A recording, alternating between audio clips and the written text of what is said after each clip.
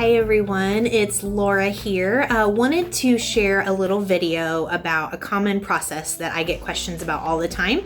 And this video is really to help make it easier and kind of understand the timeline for everything. And that is the credit rescore process. So I have a lot of people that come to me that apply for a mortgage. And so why would we do a credit rescore? There are a couple of different reasons.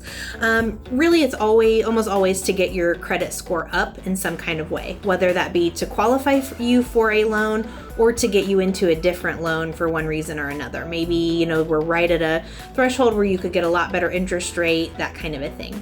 So I do want to share with you that this is not always a super quick process. So and it's just because we don't have a lot of control over it.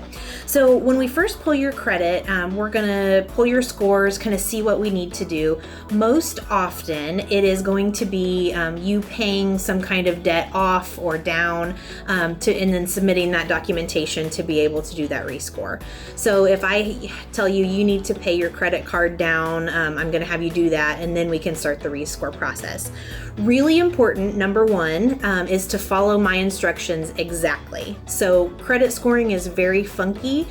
You may think, okay, I'll just pay this card off instead of paying it down. But if I tell you to pay it down to $501, I want you to do exactly that, because that algorithm has told us that that's your best chance at getting your credit score up. Again, making sure that you're following that, paying things down, not off. Don't just assume, oh, it'll be better that way, because I don't want us to get into trouble down the road. Number two, making sure you're obtaining all proper documentation. So you can't just say, hey, Laura, I went and paid off my Capital One card. I'm going to have documentation from Capital One that shows that that's been paid. It also can't just be an email payment confirmation. So it has to be something from that creditor on their letterhead. Sometimes it's paying off a collection. I need to get something from them, a letter, a fax that shows that we do that. Emails most of the time are not acceptable for that situation.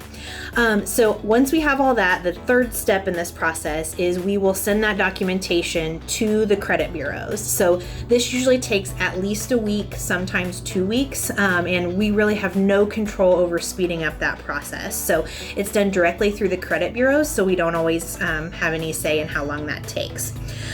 Just so you know, with the credit rescore process, I cannot issue any kind of pre-approval on the new score. So we can't say, oh, I'm at 620 now, and I know the rescore is going to get me to 640, so go ahead and give me a pre-approval.